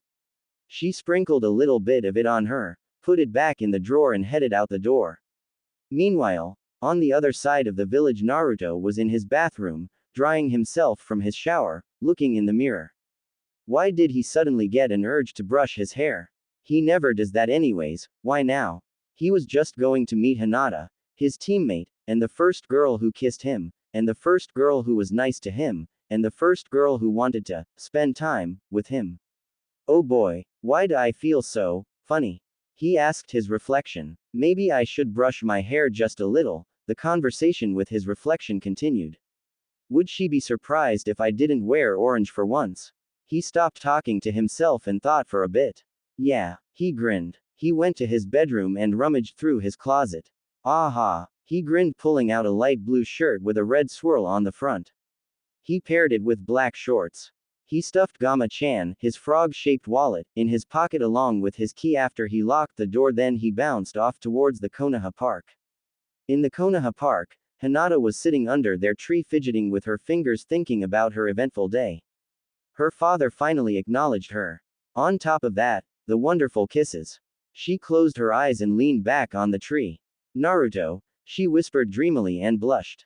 She squealed slightly as she pinched her forearm. Was this really happening? He ignored her for years at the academy, even though that was partially her fault for not having enough courage to talk to him, but now she could feel a bit of his confidence inside her own soul. She had almost stopped stuttering, not even realizing it, and she hasn't fainted ever since she kissed him that night in front of the tent. When she was with him, she would forget about everything else and focus purely on him. His voice, his laugh, his smile, his touch, his warmth, his eyes. And just as she thought her day couldn't get any better, she was about to spend the whole day with him again. As soon as he shows up, her problems will be forgotten. Her clan, her father. Father? Oh, her father wouldn't approve of Naruto, would he? As a member of the main branch of the Hyuga clan, she was supposed to marry a successful, noble man. And yet, the wallflower has fallen for a bad boy. Naruto doesn't fit her family's standards at all, but that's exactly what she likes about him. She didn't want a rich, emotionless husband, she wants to be loved. And when Naruto said he would always be there for her, she knew he meant it, so if she wants to always be there for him, she needs to stop acting like a timed bomb around him, ready to explode as soon as he got near her. She needs him, and he needs her too. He didn't deserve to be lonely. Thankfully, now that he has her, Sensei, and even Sasuke, he won't be lonely ever again. She inhaled the fresh air and opened her eyes again, only to see someone approaching her in the distance. She narrowed her eyes to see who it is and blinked rapidly as she recognized the figure. It was Naruto. The closer he got, the wider her eyes became. His wild spikes were slightly tamer and there was no trace of orange on his clothes. She had never seen him like that before. And he had never seen her like this before. She wasn't wearing her baggy jacket but a slightly more fitted one, making her figure more apparent and making the blonde blush. Once he got to her, he smiled and stretched out his hand. She smiled back and took it, and he pulled her up on her feet. Let's go get some cinnamon buns and we can come back here, okay? He suggested. She nodded in agreement. After walking to a nearby bakery, purchasing their treats, they walked back to the tree and finished their buns with a light conversation, admiring their peaceful surroundings. It was very convenient that there weren't many people in the park when they decided to hang out there. Hinata was glad about that because she needed to be alone with him in order to answer a question that has been on her mind ever since they finished their mission in the Land of Waves. She couldn't wait any longer. There's no way to tell if she will be able to be alone with him again anytime soon, so she didn't want to waste her chance. She gulped, clutching the hem of her jacket. Nah, Naruto. She stammered out quietly. Yeah. He looked at her with a slight smile. She got even more nervous. When you were fighting Haku, a red chakra came out of you.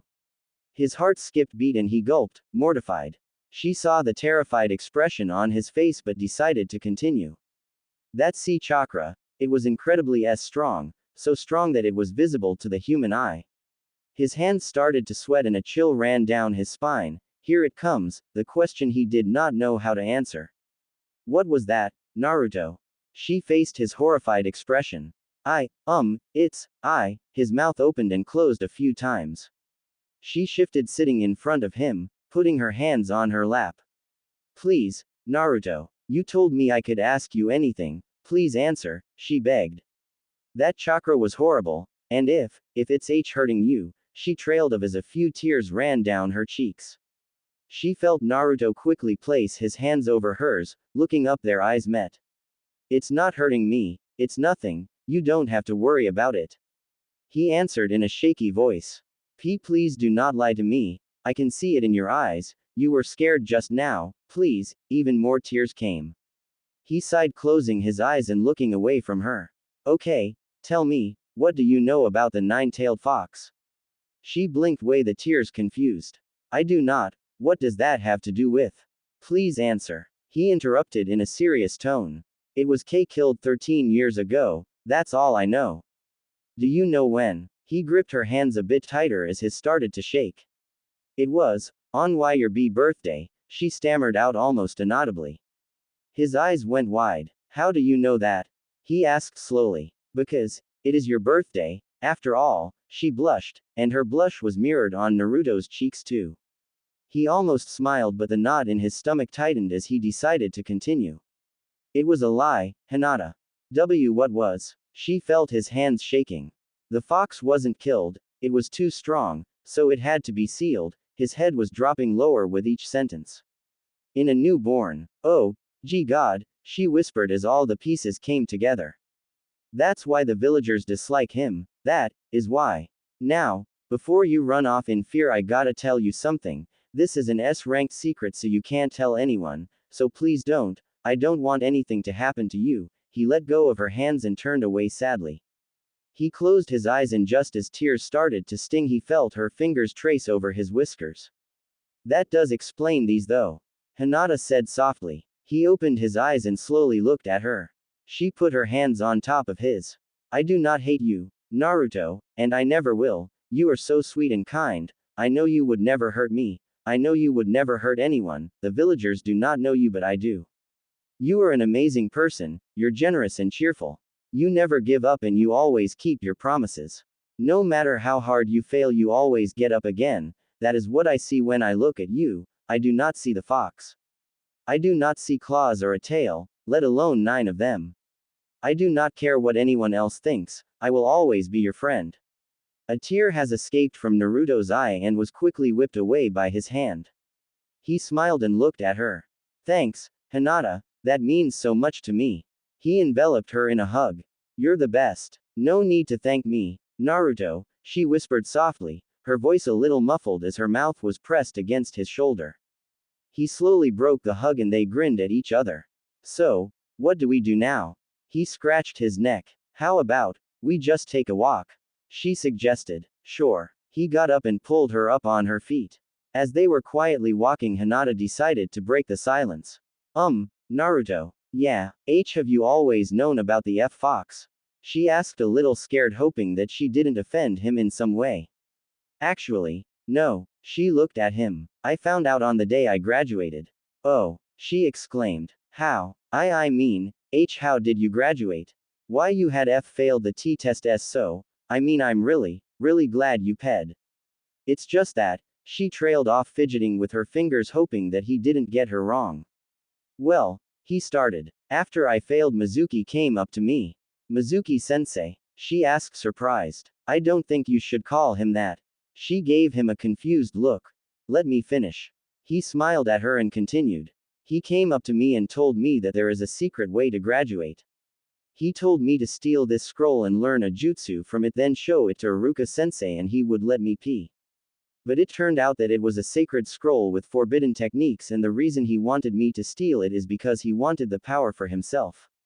Quote. She was shocked. Her own sensei. But he thought that I was so stupid that I wouldn't be able to learn a jutsu from it, but I did. Believe it. And then Iruka-sensei found me. It's weird cause he was the only one who managed to find me when the Jonin chased me after my pranks. But when he did, Mizuki showed up and attacked him. And then he told me about the fox and that Iruka-sensei hated me, just like everyone else. His voice became sad but was quickly replaced with a foxy grin. But then Iruka-sensei said some nice things about me and that he cared about me, so I ended up kicking Mizuki's butt with my clone jutsu. He pumped his fist in the air as he finished his story. Wow! She exclaimed with admiration and surprise. But wait, your multi-shadow clone jutsu was the forbidden jutsu from the scroll. Yep. That's why no one else knows it. He flexed his arm proudly. That's very cool, Naruto. She said softly. Naruto blushed and scratched the back of his head with an awkward chuckle, making her giggle. But their moment was interrupted as they heard an argument in the close distance. Looking up, they saw Team 8, Sakura, Shino and Kiba. Sakura and Kiba were yelling at each other while Shino just shook his head in annoyance. I mean, you're a mutt, so chasing a cat shouldn't have been so hard for you.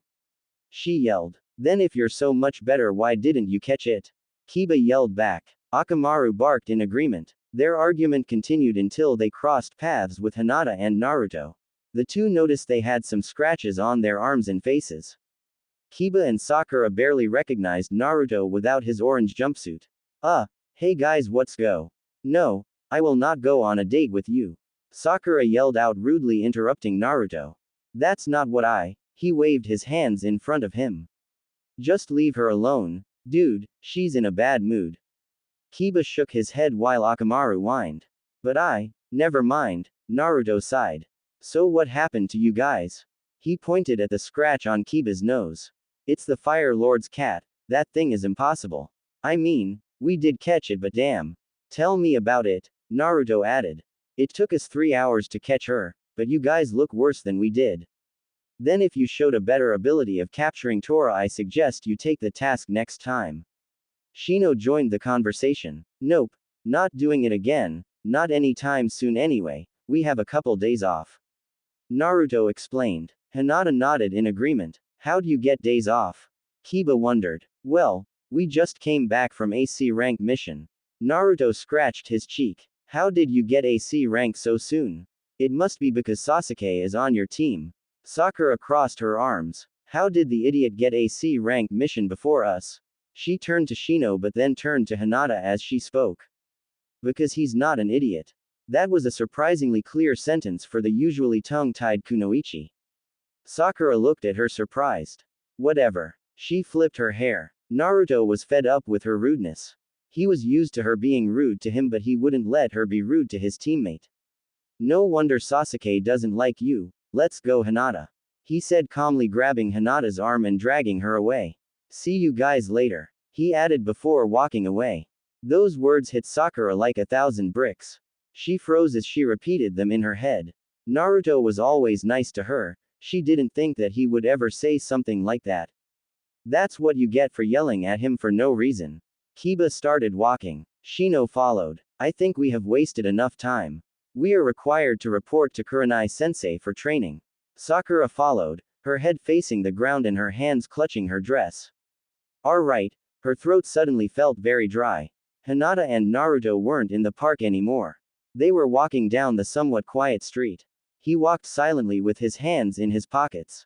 Nah, Naruto. Hinata whispered in concern. Are you okay? You're wrong, Hinata. Huh. She was very confused. About what? I am an idiot. I can't believe I liked her. You are so silly, and so is she just needs to get to know you. Like that's ever gonna freaking happen. But as she was about to put her hand on his shoulder and comfort him, there was an explosion on the other side of the village. They simultaneously looked in the direction of the explosion to see a large cloud of black and gray smoke rise into the sky. What the heck was that? Naruto shouted, looking at the smoke. I will check. Byakugan. Her eyes widened and her mouth opened as she pinpointed the source of the explosion. She let out a small scream. Oh number. Her Byakugan deactivated as she started to shake. Naruto put his hands on her shoulders and looked at her in concern. What is it? TDE explosion. came from the Hyuga compound. There was an explosion on the other side of the village. They simultaneously looked in the direction of the explosion to see a large cloud of black and gray smoke rise into the sky. What the heck was that? Naruto shouted, looking at the smoke. I will check. Byakugan. Her eyes widened and her mouth opened as she pinpointed the source of the explosion. She let out a small scream. Oh number. Her Byakugan deactivated as she started to shake. Naruto put his hands on her shoulders and looked at her in concern. What is it? The explosion came from the Hyuga compound. What? He screamed. Come on, we gotta check it out. He grabbed her hand and they ran in the direction of the explosion. The closer they got, the more the cloud disappeared as some Jonin and Anbu were putting out the fire with water jutsu. As the cloud disappeared completely, the damage became apparent. Half the compound was in pieces, completely burned and charred from the fire. The roof was now a pile of burnt wood and roof tiles. The walls were mountains of rocks and all the stuff inside the compound, the furniture, the weapons, the windows were in pieces scattered all over the place. Hinata's tear-filled eyes were drawn towards what used to be her room. She watched in disbelief as the ash flaked from the remains of her bedside table. Lady Hinata. She turned to face Ko, who ran in her direction, stopping in front of her. Ko, what happened? She cried out. It appears that an exploding device was somehow placed in the compound. We're still investigating, Ko answered in an upset tone. Hanabi, father, everyone, she stammered out. Do not worry. Ko put a hand on her shoulder. Everyone is safe, there were no casualties. She sighed in relief and wiped her tears. Thank goodness, Naruto whispered, also relieved. What now? Hinata looked in the direction of the remains of her bed and gasped, suddenly remembering something. Running into the ashes and jumping over what's left of her window frame. She frantically started to dig under the chunks of the wall. Lady Hinata, what are you doing? That might not be safe. Ko warned. She didn't listen, she just kept rummaging through the pieces of her mattress. A tear escaped her eye and she sighed in relief once more as she found what she was looking for. Rubbing the dirt off of her mother's locket, which had thankfully survived the blast, she put it in her pocket and wiped the tear away with her elbow since her hands were now black from the charred wood. Ko ran up to her, giving her a handkerchief to wipe her hands. He was quickly joined by Naruto, who slowly started walking through the burned, wet mess. He looked at his teammate, who was sadly looking around the clustered bits of furniture. She walked up to what used to be her closet, trying to pull open the crocked door only to have it break off and almost fall on top of her. Naruto ran up to her and quickly grabbed the door, placing it on the ground. As Naruto saw the still nicely folded clothes inside of it, he gulped as he realized where he was standing. This was your room? Why yes, she whimpered. Well, it looks like the closet protected your stuff, huh? Yes, I'm so glad. She gave him a light smile which quickly disappeared as her gaze turned towards her charred vanity. The mirror was shattered and the pieces were everywhere, mixing with the pieces of GL from her window. Then she remembered the question Naruto asked earlier, what now? She looked at her caretaker as he walked up to her. Lady Hinata, I will bring you a suitcase from the undamaged half of the compound, you should pack up what you can salvage. Then you will have to accommodate somewhere else while the compound is being repaired. He explained like he had read her mind. It will take a long time, of course. But I will make sure that your room is made to look better than before. Thank you, Ko. Her posture relaxed. He nodded and ran to the other side of the compound. Big sister. A girl's voice made her perk up a bit. As she turned around, she saw her father and her sister, who was running up to her. Hanabi wrapped her arms around her sister's waist, nuzzling her head into her abdomen. Are you alright, Hanabi? Yes, are you? She looked up at her sister. Hinata nodded. Who is he? She whispered, pointing towards Naruto. He looks familiar. She observed. Naruto noticed her looking at him, so he walked up to the two, kneeling down in front of the girl. Hi, I'm Naruto. You must be Hanabi. Hinata told me about you. He introduced himself calmly. Naruto. Wait. Flashback. Hanabi was walking through the village with her caretaker. It seemed like a peaceful day, until. Hey, you, get out of here, you little pest. A man shouted angrily. Hanabi looked over, seeing an angry man standing above a boy with blonde hair who was sitting on the ground. I was just looking at the masks you have. The boy turned his head away sadly.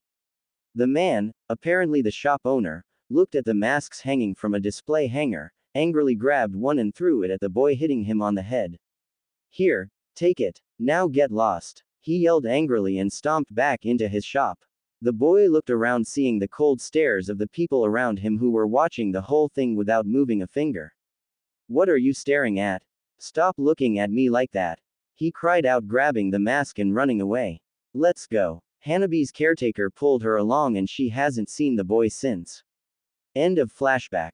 Until now. That was him, she realized. He has grown. She looked into his blue eyes. Why are you here? Oh, I'm your sister's teammate. I was with her when this happened. Naruto smiled at her. Lady Hinata. Ko interrupted them. He handed the suitcase to Hinata, then gently put his hand on Hanabi's shoulder. He looked at Hiyashi as he spoke. Come, Hanabi. Let us check your room for damage. Yes, father. And with that they walked away, leaving Naruto and Hinata alone. He looked at her. You need help. Thank you. She smiled at him before turning around and walking up to her vanity. She opened the drawers, taking out the items and putting them in the suitcase. She blushed as she saw Naruto carefully pack her clothes, trying to keep it nicely folded. She distracted him while she quickly shoved her undergarments in the suitcase, hiding them under her beige ninja jacket, which was washed while she was at the park. Once they got everything they could, she zipped up the suitcase. Looking around, she sighed. I wonder where I will have to stay. Father probably won't let me leave his sight. She lowered her head sadly. Naruto looked at the ground, a little sad himself. She obviously didn't like her father's company that much. Then his head snapped towards her as he got an idea. Hey, you could stay at my place. Her eyes widened and her face flushed. She slowly turned her head towards his smiling face. But, she started to fidget with her fingers. The R repair C could take months, she stuttered. So, I don't mind, you're welcome to stay as long as you want. On top of that, there are no strict clan rules in my apartment, so you can do whatever you like. You can sleep all you want, you can be as lazy as you want, and you can laugh till you cry, and that's a promise, believe it. He gave her a thumbs up and a foxy grin. She looked at him in disbelief as a tear escaped her eye. Thank you, she whimpered, wiping her cheek. No problem, no need to get all emotional about it.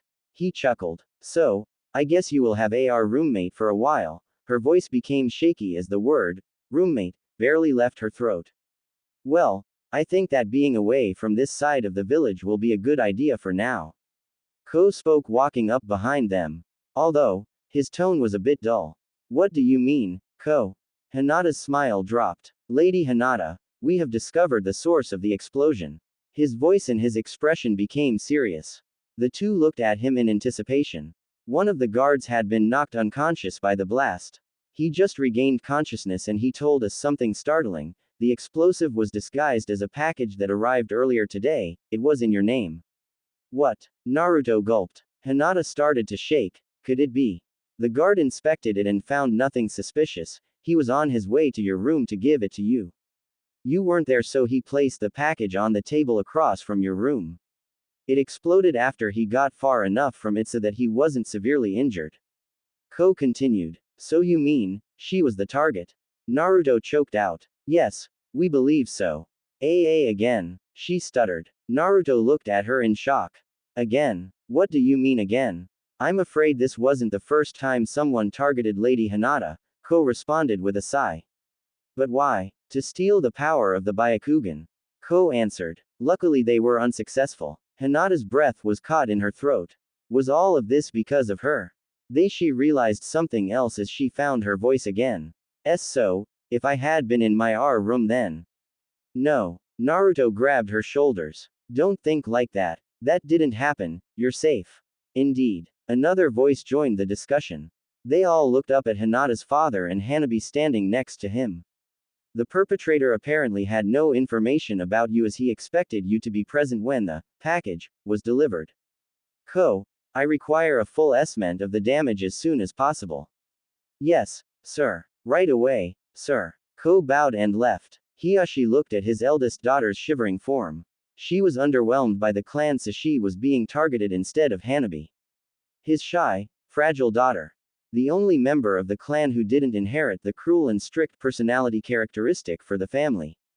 Hanabi was the heiress now, but Hinata was precious to him, the only reminder of his late wife. She was timid, kind and soft-spoken like her mother. He didn't show it, but of course he loved his daughter. Hanabi, the clan elders and myself will be accommodating at the undamaged part of the compound along with the guards who will continue to perform their duty. Hiyashi decided. Father, what about sister? Hanabi asked confused. She needs to keep away from the site so that she is not harmed. Sir. Naruto faced Hiyashi. You have a suggestion, Uzumaki. A drop of sweat traveled down his whiskers. Yes, I think she'll be safe with me. Hanabi's eyes widened. Hiyashi faced Hinata. Do you agree? She nodded rapidly as she tried to keep her face from heating up, but she failed. Hanabi noticed her rosy cheeks and her mouth slightly opened as she came to a conclusion. And that time she saw her sister sneak out of the compound, deciding to follow her. She caught her spying at the blonde training, with the same blush. Oh, big sister. Very well, you two are dismissed. Thank you, sir. Naruto bowed along with Hinata. He grabbed her suitcase as they made to leave.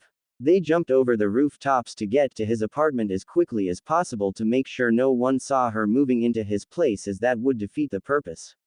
He slid his key into the lock. Please tell me I didn't forget to clean. He unlocked the door as she giggled. He took a quick glance inside and sighed with relief. Grabbing her suitcase, he let her in.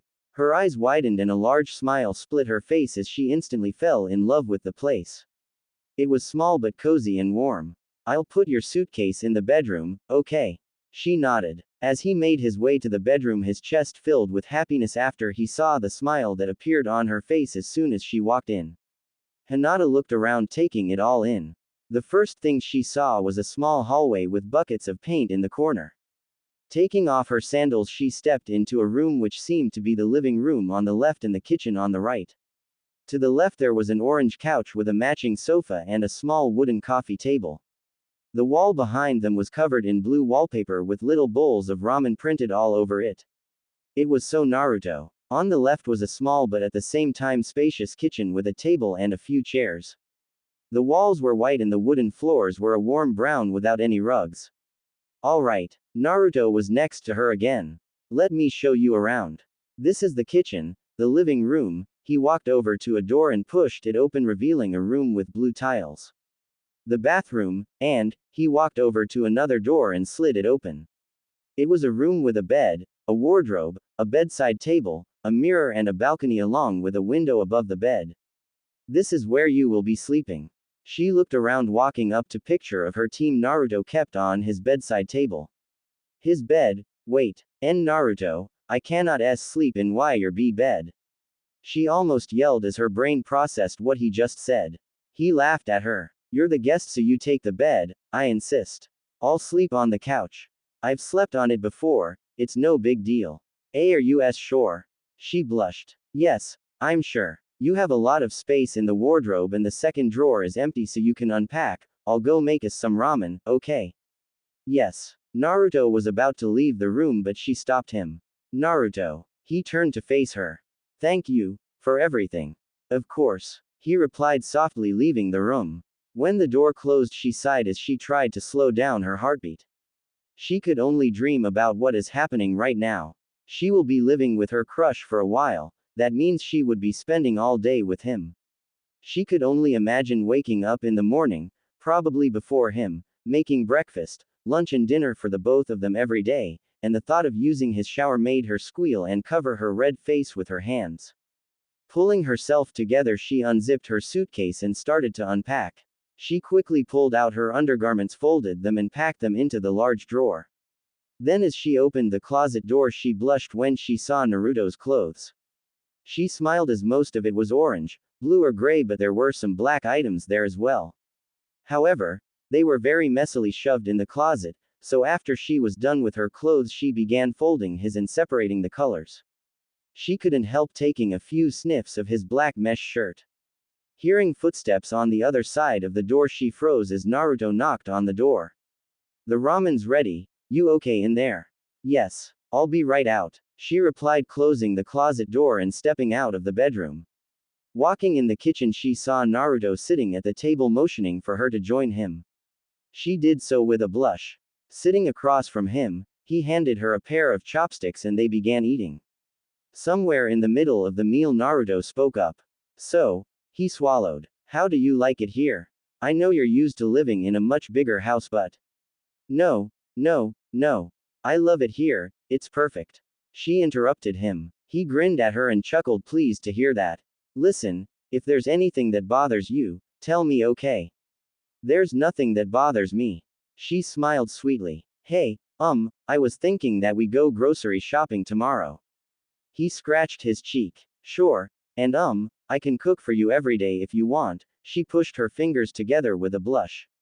Naruto looked at her with his eyes wide before grinning. Hell yeah, I love your cooking. She giggled. I'm glad. After the meal was over and the table was clean, Naruto remembered something.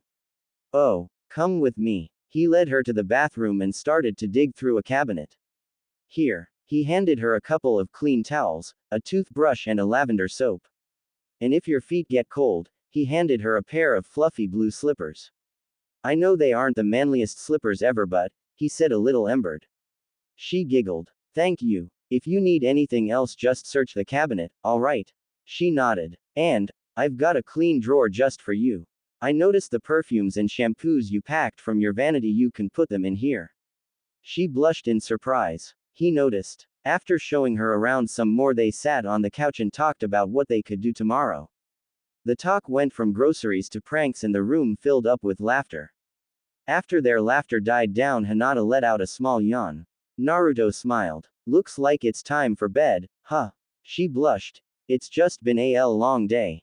Yeah, come on, you get into your pajamas while I lock the door, then we can brush our teeth together. He grinned. Her face turned an even deeper red. Okay, she stammered out. Now both in their pajamas, they were standing in front of the bathroom mirror brushing their teeth.